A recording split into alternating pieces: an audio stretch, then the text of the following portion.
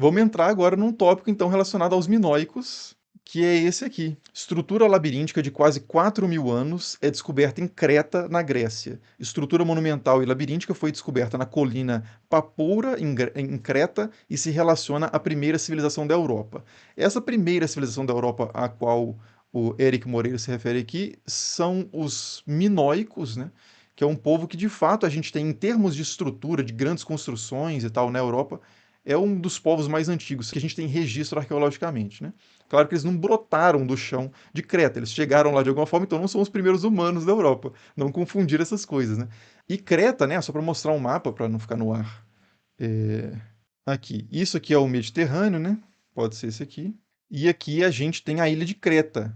Então faz parte ali da Grécia, mas é um povo, né? A Grécia antiga, eles tinham muitas diferenças regionais, inclusive em termos de culto, de religião, é, e Creta não é diferente. Então Creta, por exemplo, teve um período em que eles dominaram Atenas e subjugaram Atenas, né? Atenas mandava tributos para Creta, e essa época gloriosa, meio mítica, talvez lendária, talvez algo histórica, é a época do rei Minos, que era o rei de Creta.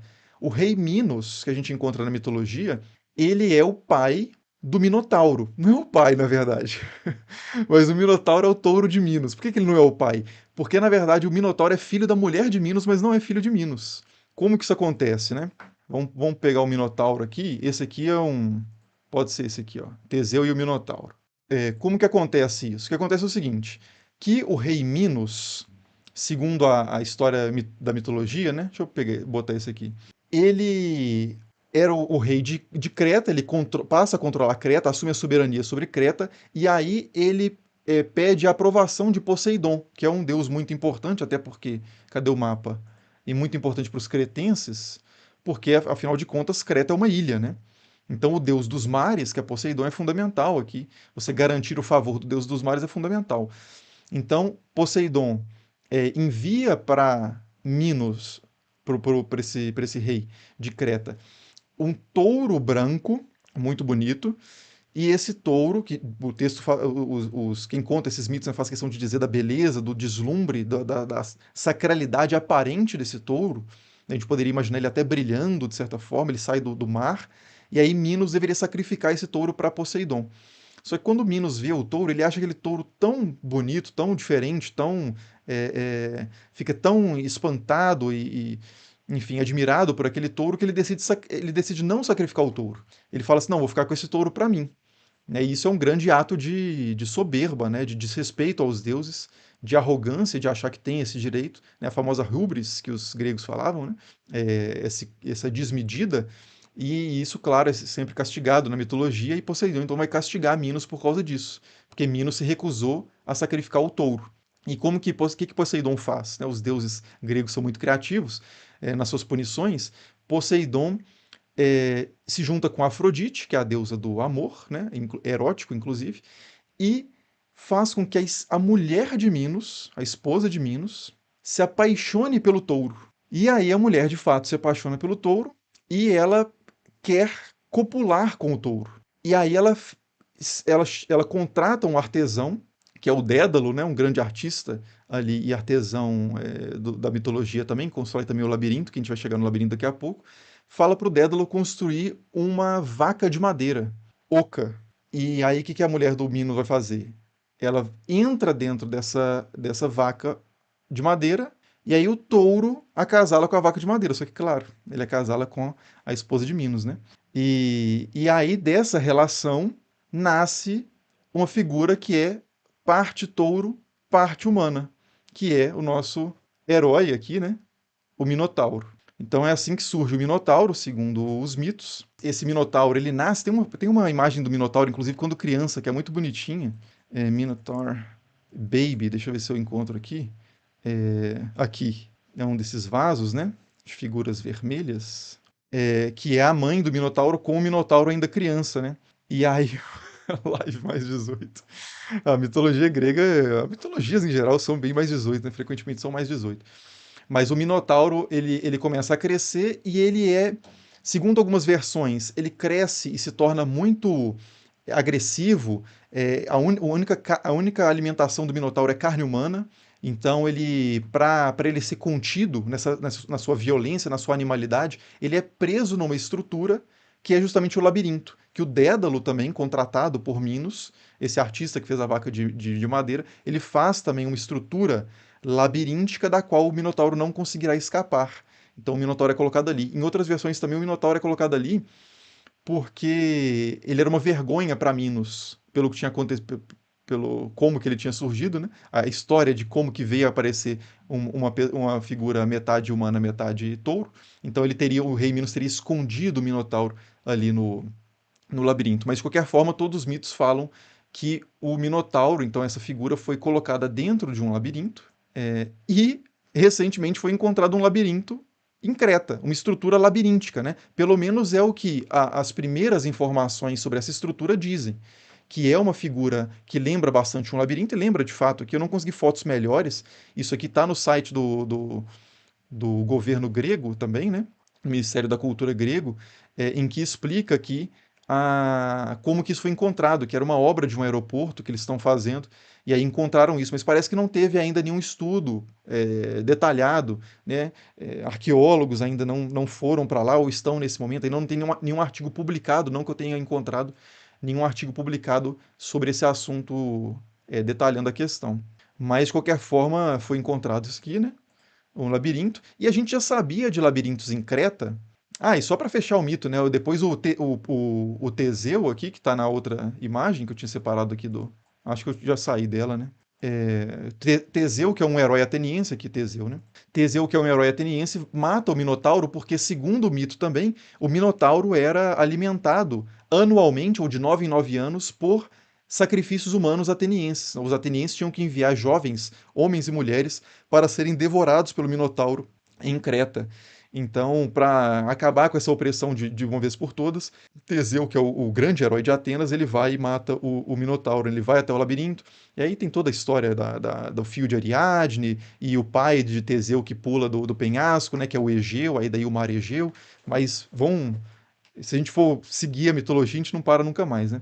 Mas o que importa é que encontraram essa estrutura, e a gente já sabia de labirintos na região antes, mas não labirintos, as estruturas propriamente concretas a gente não tinha.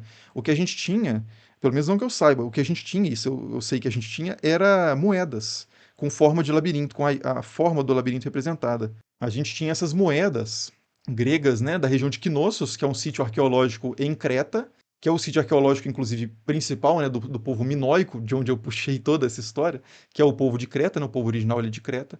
E a gente tem várias moedas com essa forma do labirinto.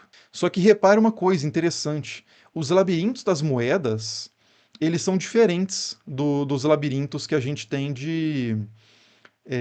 da mitologia. Porque a ideia do labirinto na mitologia é de que o labirinto ele é um lugar muito difícil de você sair dele, é um lugar muito fácil de você se perder nele, porque ele tem caminhos falsos, né? Se a gente colocar um labirinto mesmo no mais convencional, se a gente colocar um labirinto mais convencional, não é o filme, esse filme que eu quero. Aqui, ó, por exemplo, esse, né? Esses labirintos que a gente faz até de jogo, de brincar, né? De chegar no centro do labirinto, eles têm várias falsas entradas, falsas saídas. Espera aí que o Live Pix está na frente, né?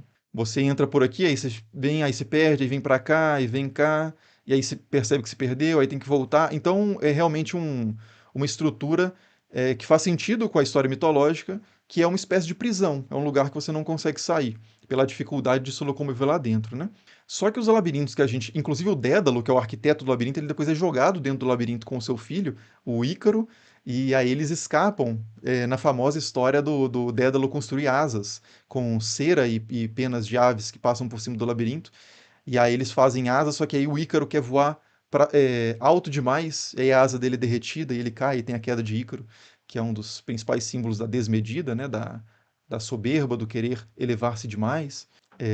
Então, mais uma história associada aí ao labirinto, né? Mas o labirinto das moedas que a gente encontra, ele não é. Você não se perde nele. Você entra e você segue, e é um caminho só. Percebe? É um caminho só, não tem falsos caminhos. É um caminho só que você fica um tempão nele até chegar no meio, né?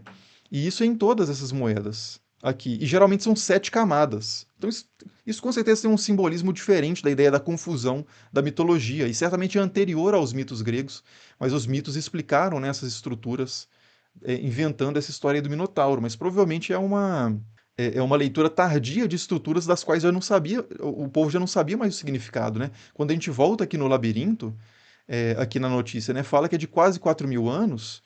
Então aí aqui ele fala, né, 2.000 a 1.700 anos antes de Cristo. A primeira história que a gente tem do Minotauro, isso não significa que ela seja recente, tá? Mas pelo menos o primeiro registro escrito que a gente tem da história do Minotauro, eu não tô lembrando de alguma anterior ao Ovídio, que já está em torno dos tempos de Cristo, ali, do Império Romano. Você tem a Biblioteca de Pseudo-Apolodoro, fala do mito do Minotauro ali no segundo século depois de Cristo.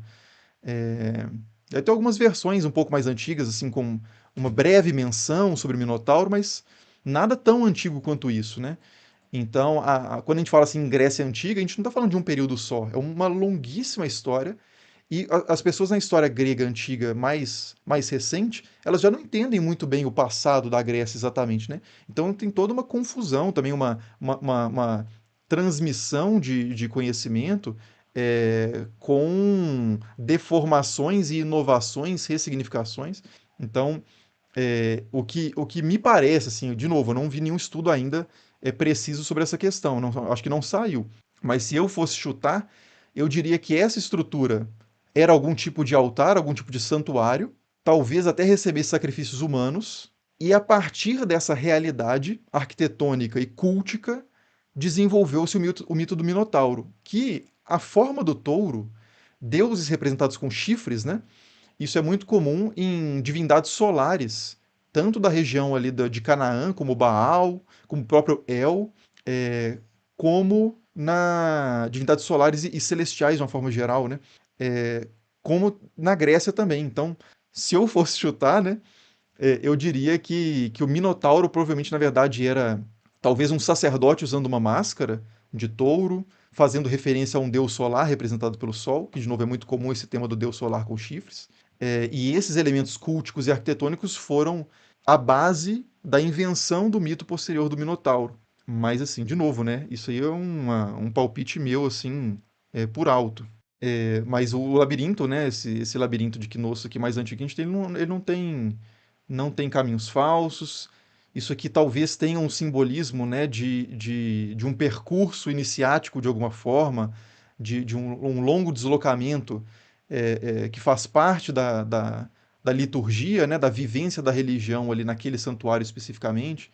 Isso devia ter algum tipo de simbolização, mas que a gente não tem acesso documentalmente a isso, né? Não tem ninguém descrevendo o que as pessoas pensavam sobre os labirintos, né? Então a gente tem que só tem palpites, né, que são mais ou menos plausíveis. Isso, aí a gente pode especular, né? O Samuel fala aqui sobre um caminho interior, né? E sim, é muito comum o uso da arquitetura, da concretude, para falar sobre o que não é concreto, né? Na história das religiões em geral, as religiões se desenvolvem, né, buscando símbolos no mundo sensível, sei lá, falam da glória de Deus como a glória do sol, né? A gente sempre busca naquilo que é sensível, que é material, que é mais visível, mais acessível, para fazer referências ao que é mais elusivo, né, mais abstrato, mais do campo da imaginação, né, ou da impressão dos sentimentos. Então, fazer a interpretação disso é sempre muito difícil, né? A não ser que você tenha pessoas na antiguidade dando dicas explícitas sobre isso, mas não é o caso do labirinto. E aí a gente tem várias. Esse aqui eu já não sei de onde que é exatamente. Ah, esse é uma de Knossos também, né? Esse parece um de Falsos Caminhos, né? Mas aqui eu não vou conseguir ver exatamente de quando é, mas o que a gente encontra mais em moedas são esses mesmo, que são labirintos de um caminho único. Aqui também, esse tem um sol, inclusive, né, no centro da moeda. Estava falando da questão da possibilidade de culto solar. Inclusive, não estou com um livro aqui, mas tem um livro do Mark Smith, que chama A História Primitiva de Deus, que ele fala sobre as religiões de Canaã. Tem um momento em que ele está falando sobre sacrifícios humanos, e ele traz várias referências a relatos antigos de sacrifícios humanos acontecendo em Creta. Então, mais uma coisa que poderia corroborar a ideia de que o labirinto do Minotauro e essa história toda do Minotauro e de atenienses sendo levados para serem devorados pelo Minotauro. Esse livro aqui, ó, minha esposa que trouxe. É, Deixa eu ver se eu acho aqui. Está no capítulo sobre Sacrifícios Malak. Aqui, né? É, então, os sacrifícios humanos eram realizados no Mediterrâneo Ocidental. Conforme a biblioteca de Diodoro Sículo, né, que é um autor antigo, Cronos era o receptor do sacrifício de crianças em Cartago, que é uma colônia fenícia no norte da África. Né? Uma tradição de alguma versão de sacrifício de infantes, introduzida pelos fenícios em Creta, no começo da Idade de Ferro, pode jazer por trás de vários relatos em fontes clássicas. Os cretenses enviavam seus primogênitos a Delfos para serem sacrificados, segundo Plutarco. Então há essa ideia de que o povo de Creta enviava para Delfos, né, crianças para serem sacrificadas, primogênitos mais especificamente, e Porfírio fala de cretenses sacrificarem seus filhos a Cronos, que é o pai de Zeus, né, que é um deus de uma geração mais antiga. Associado frequentemente ao tempo, mas Cronos não tem originalmente essa ideia de tempo. É o soberano dos deuses num tempo mais antigo, que foi substituído por Zeus depois. Né? E Clemente de Alexandria também cita um autor de Atenas que sacrificava homens a Zeus em Creta. Então, quando se fala de sacrifícios humanos na Grécia, as principais referências apontam para Creta. Então, possivelmente, né, esses atenienses sendo levados para serem devorados pelo Minotauro eram pessoas sendo levadas para sacrifícios humanos no santuário, em algum santuário importante de Creta, que poderia ter esse formato aqui, né? Então eu acho que é uma hipótese interessante de ser perseguida. Não sei se para onde que vão os estudiosos de fato aí, especialistas no tema, mas eu acho que é uma coisa que tem futuro. Essa. É verdade, né? O Eragus fala aqui, né? O Eragus, que Cronos devorava seus filhos. Então faz sentido, de fato, né? Há a história de que Cronos devorava seus filhos, inclusive. Ele devora todos menos Zeus, né? E depois Zeus se vinga, né, dos irmãos e destrona Cronos. Então essa ideia de um deus que come filhos pode ter relação com sacrifícios de primogênitos, de crianças na Grécia Antiga. É bem possível, sim. Boa pista aí. E o No Mercy fala aqui, né? Existem dois Cronos. Passa a existir dois Cronos, né? Você tem às vezes se distingue até como Crono e Cronos. Um é o pai de Zeus, outro é o tempo e tal. Mas isso são diferenciações na identidade divina que são feitas em textos posteriores. O fato é que deuses, a identidade dos deuses, ela é muito mais fluida do que a gente, historicamente, do que a gente costuma imaginar. É, você tem até diferenciações de personalidades de templo para templo. Então, como se o Poseidon de Sumnium, por exemplo, que é um templo importante de Poseidon na Grécia Antiga, fosse diferente do Poseidon de outra região, de outro templo. Então, se fala sempre, geralmente na Grécia Antiga, na religião grega antiga, né? Depois seria até interessante trazer isso num vídeo, a religião grega antiga, né? Para além da mitologia. Que os templos, geralmente, ou melhor, os santuários, que nem sempre tem um templo, né? Mas os santuários, os espaços sagrados dedicados aos deuses e aos heróis também, etc., é, eles chamam o deus por três partes, né? Deixa eu minimizar isso aqui. São três partes, que é o nome do deus, o título e a localização. Então, por exemplo, o templo de Poseidon Soter em Sumnium. Ou seja, é o templo de Poseidon, mas não é qualquer Poseidon. É o Poseidon Salvador, que está associado à vitória dos gregos na Batalha de Salamina, né, contra os persas, que é diferente do Poseidon Hípias, que é o Poseidon protetor dos cavalos, que é diferente do Poseidon, não lembro o termo agora, mas que é o protetor em relação a terremotos, e o lugar. Então, o Poseidon Soter de Sumnium não é exatamente o mesmo Poseidon Soter de outro templo. É algo que lembra um pouco, inclusive, a questão dos santos, né? Por exemplo, de Nossa Senhora de Guadalupe, Nossa Senhora de Fátima, Nossa Senhora de não sei o quê, que são a mesma figura, todas elas são a mãe de Jesus, mas há certas diferenças, né? E em certos momentos acontece que essas divergências identitárias dos deuses se tornam realmente tão diferentes que eles passam a ser entendidos como entidades separadas. E aí surge um Cronos, que é o pai de Zeus, e um Cronos, que é o tempo. Mas da mesma forma você poderia falar que o Zeus dos filósofos não é o Zeus da mitologia, porque ele é entendido de forma muito mais abstrata. Então essa questão de identidade de deuses é um tema muito intrigante. E pode acontecer o contrário também, né? Como no Egito, você tem o deus Ra, você tem o deus Horus, e você tem o deus Ra-Horakhti, que é Ra e é Horus ao mesmo tempo, mas não é a soma exatamente dos dois, mas é um que tem as características dos dois, e por aí vai, né? O, o Serapis, né? Que é um pouco de Zeus e um pouco de Osíris, enfim. É, mas aí eu tava no Minotauro, né? Eu fiquei perdido no labirinto aqui das questões do chat. Ah, tá. Deixa eu ver aqui. O Ricardo, inclusive, mandou aqui uma contribuição e falou assim: o labirinto encontrado é mono ou multicaminhos? Não dá pra saber, né? Por essa foto aqui, não dá pra ver muito bem. Parece que a parte de dentro, ela parece ser dividida em quatro partes, né? Em quatro seções. E aqui fora tem várias câmaras também, né? Não dá nem pra ver exatamente os caminhos. A gente consegue ver melhor as câmaras que parecem relativamente uniformes. Parecem ter o mesmo tamanho dentro de cada uma das seções, né? Então, não dá para. Aqui fora, talvez, ele tenha uma estrutura que tem câmaras menores, né? Mais estreitas, talvez haja um aspecto mais labiríntico de se perder na camada externa, mas na camada interna seja algo mais uniforme, mais simétrico. Infelizmente, não dá para distinguir tão bem aqui o que está acontecendo nessa imagem, porque é a foto que eu encontrei, mas se vocês quiserem saber o tamanho disso aqui, tem pessoas aqui, né? Ele tem 1.800, acho que é 1.800 metros quadrados. É isso mesmo, 1.800 metros quadrados, 48 metros de diâmetro. É, então, assim, não é gigantesco, não, tá? Mas é grande. É o tamanho de um santuário. Para mim, isso aqui é um santuário.